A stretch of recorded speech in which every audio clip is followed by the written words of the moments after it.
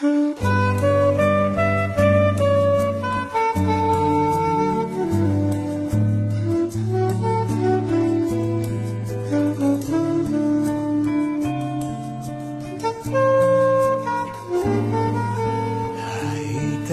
indray rahampitso, hitanao ao tsy ho diso, hitanao indray toy ny omaly,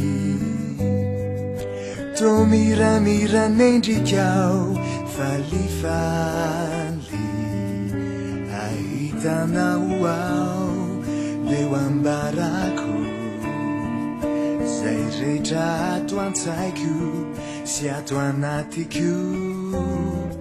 tsy mbola haiko akory ny hafarany, lazaiko fotsiny any na tsy hoany.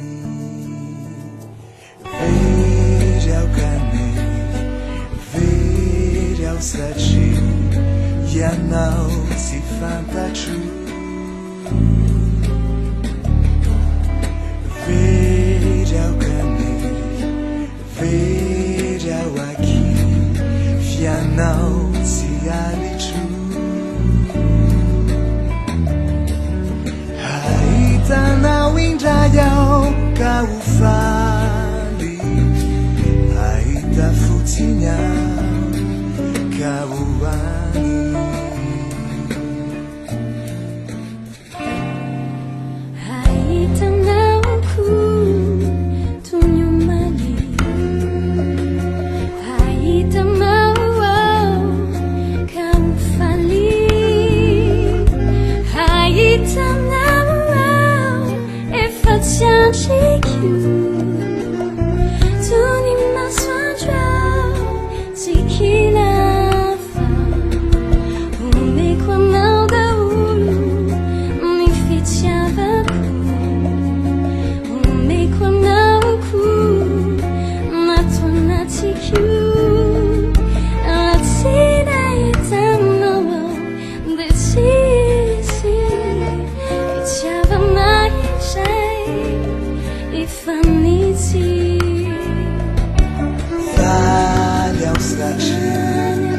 Faly aho satria tanterakany